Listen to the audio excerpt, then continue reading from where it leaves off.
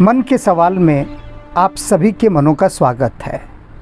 आज उन जिज्ञासु मनों का स्वागत है जो बड़े ही सहज और सरल भाव से आसपास घटती हुई घटनाओं को देखते हैं और सोचने पर विवश होते हैं कि ऐसा क्यों होता है, या ऐसा क्यों हो रहा है, या ऐसा हमारे साथ ही क्यों होता है। आज ऐसा ही एक सवाल नज़र के ऊपर आया है और जिसने सवाल पूछा है उसके ही स्वर में पहले इस सवाल को हम सुनते हैं, फिर आगे इस सवाल के जवाब की यात्रा पर निकलेंगे। जय श्री राम गुरुजी, मैं दिव्य ज्योति हैदराबाद से। मेरा ये सवाल था कि जैसा कि आप जानते हैं कि मैं दिव्यांग हूँ, फिर भी बचपन से मेरी मम्मी मुझे बोलती थी कि ज़्यादा सजा धजा मत कर, मेकअप मत किया कर, अच्छे कपड़े पहन के मैं खुश होती थी तो मेरी मम्मी मुझे बोलती थी बाहर मत जाना, देखना अगले दिन तो बीमार हो जाएगी, नज़र लग जाएगी।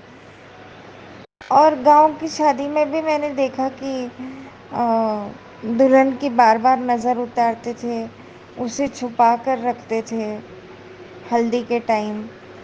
तो ये जो अनंत अंबानी की शादी हो रही है, इतने महीनों से प्री वेडिंग चल रही है और पूरे सोशल मीडिया में, पूरी दुनिया में इसकी बातें हो रही हैं। तो ये जो अमीर लोग हैं इनको नज़र नहीं लगती क्या? नज़र भी हम सिर्फ मिडिल क्लास वालों को लगती है क्या? मेरा ये सवाल था। जैसा कि अभी आपने सुना, दिव्य ज्योति ने कहा कि वह एक दिव्यांग है। वह पिछले 20 वर्षों से बिस्तर पर ही है, अर्थात बिस्तर से उठ नहीं सकते, और इतनी संवेदनशील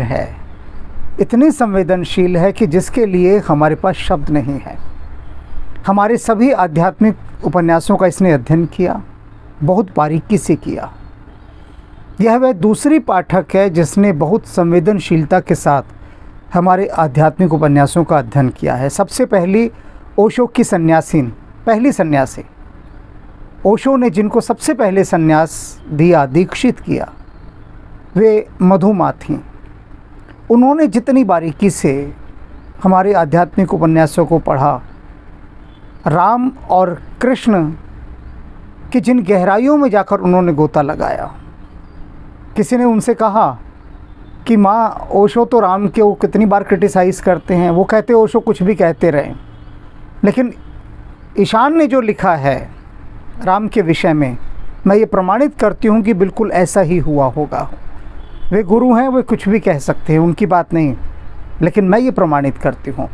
उन्होंने इतनी बारीकी से इन आध्यात्मिक उपन्यासों को पढ़ा और कहा कि इनमें ओशो की सुगंध है। और ये दिव्य ज्योति, यथा नाम तथा गुण, दिव्य ज्योति नाम है और सच में ये दिव्य ज्योति ही है। इसकी दिव्यता पर मैं कभी और प्रकाश डालूँगा, क्योंकि छोटी दिव्यता नहीं है इसकी। अभी तो इसके प्रश्न पर हम बात करेंगे। तो इसने कहा कि क्या नज़र केवल मध्यम वर्ग के लोगों को ही लगती है, अमीर लोगों को नज़र नहीं लगती?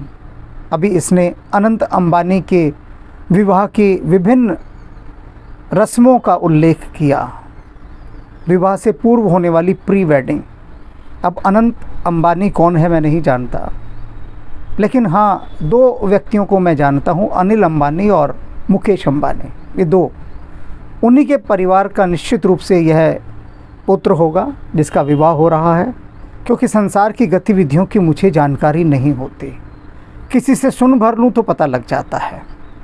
अब अनंत अंबानी के विवाह की इसने चर्चा की, तो इसके कहने का अभिप्राय है कि हमारी माताएं तो हमें ज़रा ज़रा सी चीज़ पर टोकती हैं कि किसी को दिखाई ना दे जाए, छुपा कर रखो। वो गीत सुना होगा रफ़ी साहब का आपने, नज़र न लग जाए किसी की राहों में, छुपा के रख लूँ आ तुझे मैं बाहों में। तो प्रत्येक शुभचिंतक अपने प्रियजन को छिपा कर रखना चाहता है कि किसी की नज़र न लग जाए। और इसका कहना है कि अनंत अंबानी का विवाह हो रहा है, प्री वेडिंग, इतनी सोशल मीडिया पर चीज़ें हैं, तो इनको डर नहीं लगता क्या? तो क्या अमीरों को नज़र नहीं लगती? देखो भाई, एक दृष्टि से कहूँ तो सच में अमीरों को नज़र नहीं लगती। इसे समझना गहराई से। नज़र लगती ही गरीब को और मध्यम वर्गीय को है। अमीर को नज़र लगने का क्या मतलब? जिस पर श्री लक्ष्मी जी की नज़र पड़ गई, भगवान विष्णु की प्रिया श्री लक्ष्मी जी, लक्ष्मी जी ने जिसको एक नज़र भर देख लिया, नज़र लग गई, नज़र पड़ गई लक्ष्मी जी की, उसे भला फिर दुनिया में कौन नज़र लगा सकता है? कोई नहीं लगा सकता, कोई नहीं। सारी नज़रें उससे दूर जाती हैं जहाँ पर श्री का वास होता है। तो देख लो, इतने बड़े बड़े फिल्म अभिनेता हैं, अभिनेत्रियां हैं, अपने फिल्मों का, अपने रूप का, सौंदर्य का खूब खुलकर प्रदर्शन करती हैं या करते हैं। अभिनेता और अभिनेत्री, किसी को नज़र लगती है क्या? देखी कभी किसी को नज़र लगती? किसी को नज़र नहीं लगती। क्यों? क्योंकि वहाँ पर एक तो शुभकामनाएं इतनी होती हैं, उनके प्रेमियों की अनंत शुभकामनाएं, जो उनके फॉलोवर्स हैं, जो उनको मानते हैं। इतनी, अब अमिताभ साहब को चोट लगी तो पूरे संसार के लोगों ने उनके लिए दुआएं दी। तो जहाँ पर दुआएं बहुत अधिक हों, जहाँ पर श्री लक्ष्मी जी का वास बहुत अधिक हो, वहाँ पर नज़र कभी नहीं लगती, या लगती है तो कभी कभार लग जाती है, कभी कभार। अब इसे एक उदाहरण के द्वारा समझें। नज़र लगने को समझिए। जो मैंने अभी कहा ना कि अमीरों को नज़र नहीं लगती, नज़र क्या है? नज़र एक बुरी प्रतिक्रिया है, नेगेटिव अप्रोच। आप गरीब हैं तो लोकल ट्रेन में धक्के खाते हुए जाएंगे, पैदल जाएंगे, या लोकल बसों में धक्के खाएंगे, धुआं भी, धूल भी, सिगरेटों के धुएं भी, और दुर्गंध, कष्ट, कितने प्रकार की आपको वहाँ पर तकलीफ़ें होंगी। तो वह क्या है कि आप पर गरीबी की नज़र लग गई, तकलीफ़ पाई ना। और एक आदमी करोड़ों रुपए की गाड़ी में बैठा जा रहा है, करोड़ों की नहीं तो लाखों की, लाख से कम तो कोई गाड़ी है ही नहीं आजकल। एयर कंडीशन चल रहा है गाड़ी के अंदर, तो बाहर का उसे प्रदूषण नहीं लग रहा, कोई शोर नहीं लग रहा, कोई परेशानी नहीं हो रही, सब खाना पीना गाड़ी में है, तो कितनी सारी तकलीफ़ों से बच गया। अभी किसी ने बचाया तकलीफ़ से? लक्ष्मी जी ने। लक्ष्मी की बहुत बड़ी महिमा है, बहुत बड़ी महिमा, और इस महिमा को समझना चाहिए। यदि आप चाहते हैं आपको नज़रें ना लगें, तो अपने धन को संभाल कर रखिए, अपने आप को अमीरी की ओर ले जाइए, धनी बनने की यात्रा पर निकलिए, लेकिन ईमानदारी से। बेईमानी से नहीं कह रहा, ईमानदारी से। क्योंकि श्री लक्ष्मी जी, मैंने कहा ना श्री लक्ष्मी जी, आपने सभी व्यापारियों की तिजोरी पर लिखा हुआ देखा होगा शुभ लाभ, अपने दुकान की चौखट पर भी लिखते हैं वे शुभ लाभ। इसका मतलब क्या? कि ईमानदारी से आया हुआ लाभ, जो सबके लिए शुभ होकर फलीभूत हो, ऐसा लाभ लिखते हैं। करते हैं या नहीं करते वो एक भिन्न बात है, लेकिन लिखते हैं शुभ लाभ। तो हमें पूरा प्रयत्न करना चाहिए कि हम जितने से जितने अपने आप को अमीरी की यात्रा पर ले जा सके, धनी होने की यात्रा में। अनेक लोगों ने एक भ्रम फैला दिया कि धन पाप है, धनी होना पाप है। तो अगर धनी होना पाप है तो सबसे बड़े पापी तो भगवान कृष्ण हुए, भगवान राम हुए। कितना धन है इनके पास? कोई हिसाब लगा सकते हो कितना धन है? अयोध्या जी के विषय में कहा जाता था कि करोड़ों इंद्रों के पास भी इतना धन नहीं होगा जो अयोध्या जी के पास है। और भगवान कृष्ण, तो अगर धनी होना पाप है तो तब तो फिर ये दोनों पापी हो गए। क्यों? और धनी होना पाप है तो इसका मतलब श्री लक्ष्मी जी जो हैं वो शुभ नहीं है। संसार में सभी को धन चाहिए। जो नज़रें लगना है, ये क्या है नज़रें लगना? यानी ये जो मुसीबतें हैं ये नज़रें बनकर आती हैं, ये बलाएं बनकर आती हैं और हमें सताती हैं, सताकर चली जाती हैं, फिर आती हैं, फिर चली जाती हैं। और यदि पास में धन हो तब? एक जगह रहीमदास जी ने कहा है, कहे रहीम निज संपत्ति बिना को न विपत्ति सहाय, बिन पानी ज्यों जलज को नहीं सके रवि बचाए। रहीमदास जी कहते हैं कि अपनी दौलत, अपनी धन संपदा के अलावा आपकी कोई मदद नहीं कर सकता। कमल यदि तालाब में हो और तालाब में पानी ना हो तो सूरज की किरणें उसे जला देंगी, और तालाब में पानी भरा हो तो जितना मर्जी सूरज चमकता रहे, कमल खिला रहेगा। तो आपके पास जितना अधिक पानी हो, पानी माने क्या, पैसा, पैसे को द्रव्य भी कहा जाता है, लिक्विड पैसा, तो अपने पास अधिक से अधिक धन रखना चाहिए। और वो कब हो सकता है, जब आप बेकार की फिजूल खर्ची ना करें। भगवान ने नहीं दिया ना, तो जितना दिया उसे संभाल कर रखा जाए। अब अनंत अंबानी की बात कर रहे हैं, तो परमात्मा ने दिया है। श्री लक्ष्मी जी इतनी प्रसन्न है, इतनी प्रसन्न है कि 1000 हाथों से लुटाओ तो भी कम ना हो। तो ये उनका हक है करना।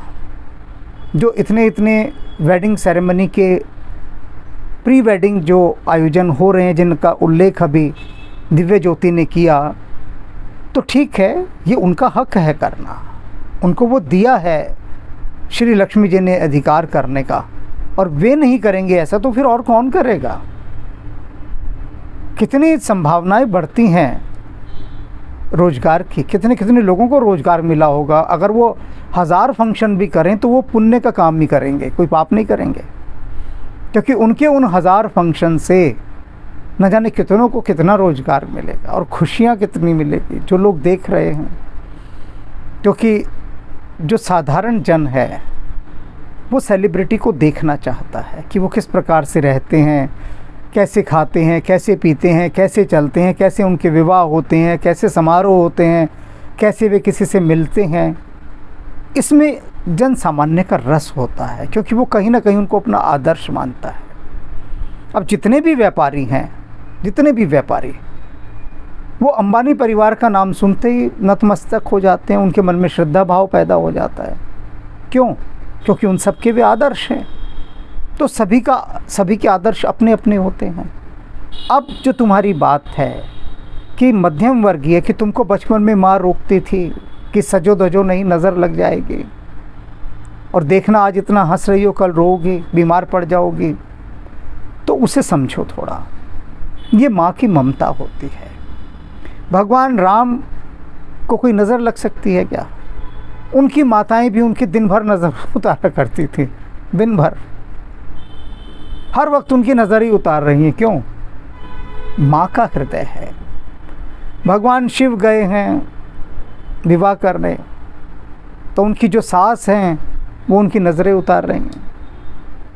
अब बताओ, भगवान शिव को कौन नज़र लगा सकता है? कौन नज़र लगा सकता है?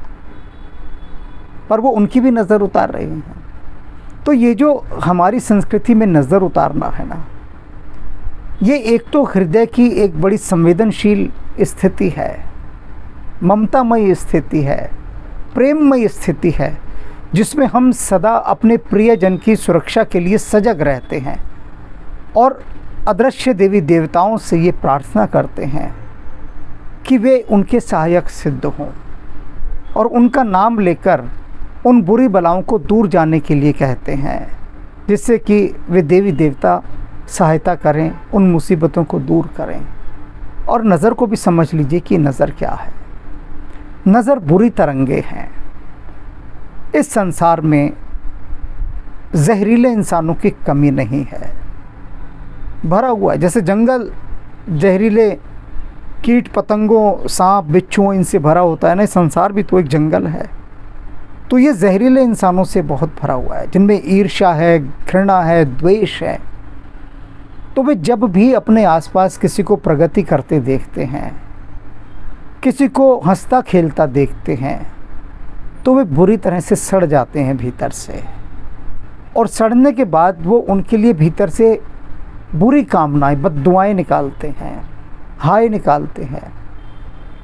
तो होता क्या है कि वे तरंगे जो भी भीतर से निकली वो उस ओर बढ़ती हैं। यदि आपके लिए कोई आशीर्वाद देता है, शुभकामना देता है, तो वह भी तो फलती है ना। मानते हो ना कि उनके आशीर्वाद से ऐसा हुआ।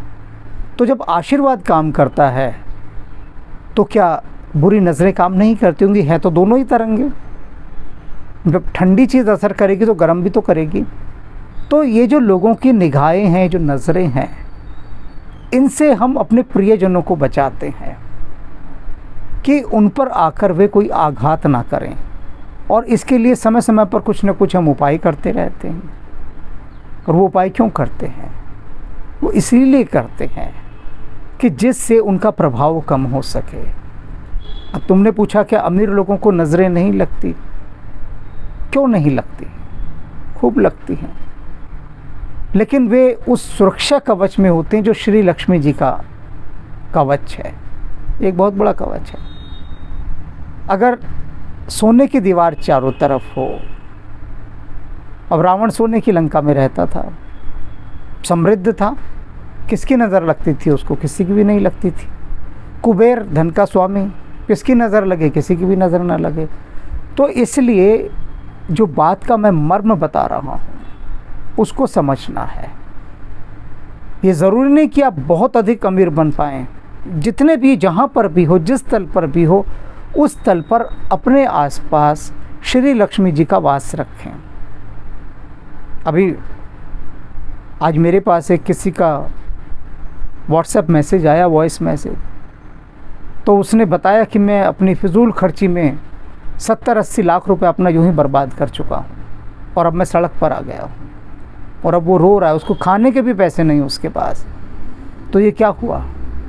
श्री लक्ष्मी जी का अपमान ही किया ना।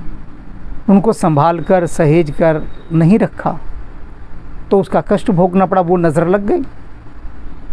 तो ये जो नज़रों का खेल है, ये नज़रों का खेल सिर्फ तरंगों का खेल है। आप देखिए आपके आसपास जितने लोग हैं, बहुत ध्यान से देखिएगा, उसमें अधिकांश लोग ऐसे हैं जो आपकी उन्नति से जलते हैं।